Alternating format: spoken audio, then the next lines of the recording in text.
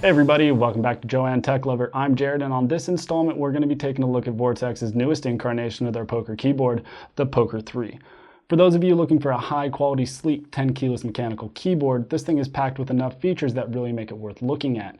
High level of programmability, Cherry MX switches, and an aluminum base that really sets this apart from its competition.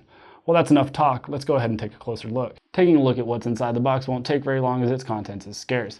You get a 5-foot USB to mini as well as the keyboard itself, which we'll take a look at in just a minute. For those of you familiar with the Pok3r line, you may feel this box is a bit light, as the Pok3r included a keycap puller as well as a different set of keycaps. You also notice that there is no paper manual in this box as well. Their exclusion is undoubtedly a cost-saving measure, as despite all the new features the Pok3r has, Vortex managed to keep it in the same price range as the Pok3r. I, for one, am fine with this choice, as I generally prefer the wire keycap pullers over the plastic ones manufacturers generally provide. And as far as no paper manual, well yeah, it saves trees. And I've provided you with a link below to the PDF, so yeah, there you go. Taking a look at the keyboard itself, you'll find the mini USB port located along the left side of its top edge. Looking at the bottom of the board, for your anti-slip protection you get these 4 3/8" wide rubber strips, one at each of the corners. From the bottom you can also access the keyboard's dip switches. These allow you to change the keyboard's layouts, but I'll go over that more in depth in just a bit. Adding even more to the cool factor of this thing is the inclusion of this laser-etched metal placard bearing the Pok3r insignia as well as Vortex's amusingly provocative "Enjoy Your Feelings" slogan. And because I'm special, my version includes the engineering sample in the bottom corner, but commercial versions will have the serial and model numbers here instead.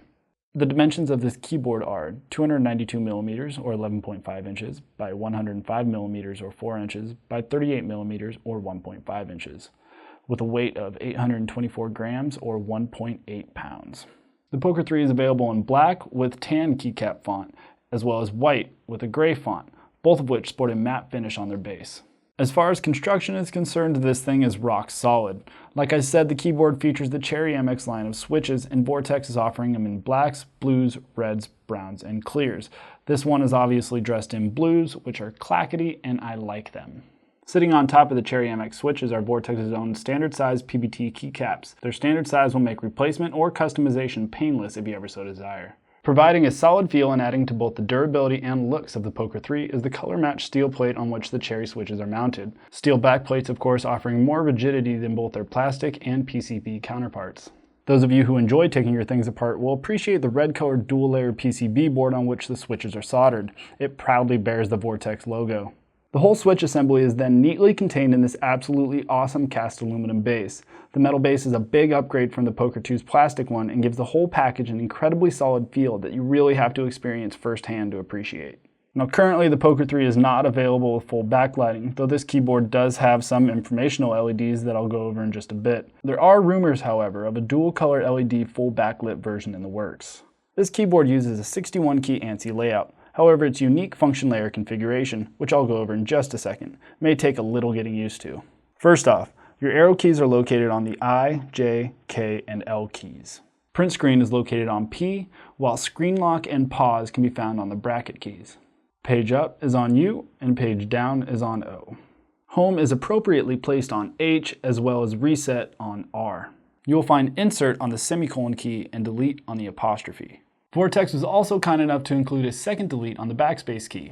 I'm not sure why they did this. Maybe all the feeling they're enjoying over there causes them to make a lot of mistakes.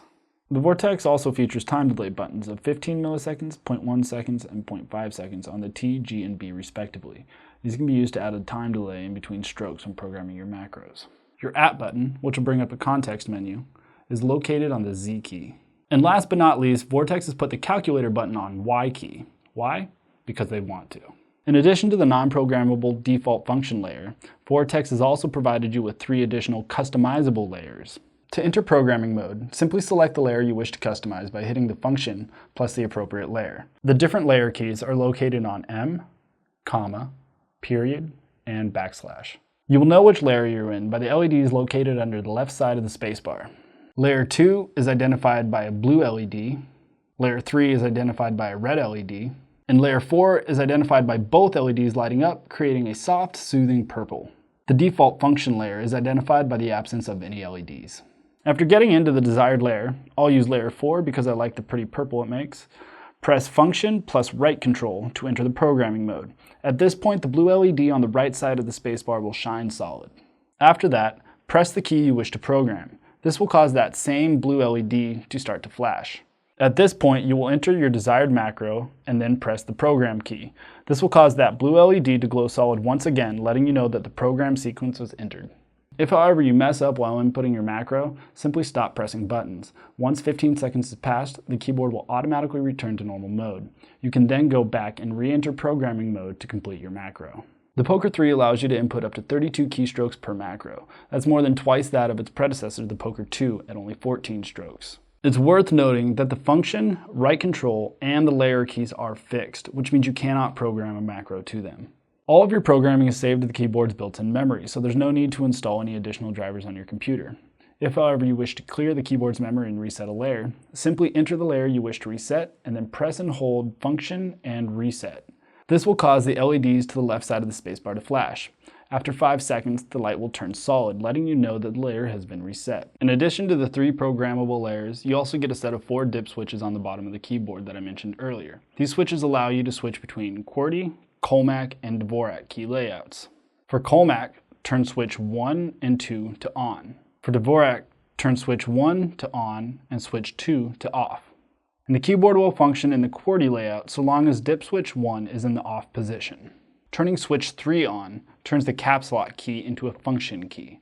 And flipping switch 4 allows you to change the position of the function and program key. Well, that wraps up this look at Vortex's awesome little Pok3r. If you like what you saw, make sure to hit the like and subscribe buttons. Also, feel free to leave a comment if you have any. And if you can, go ahead and hit that donate button to help keep these awesome product videos coming your way.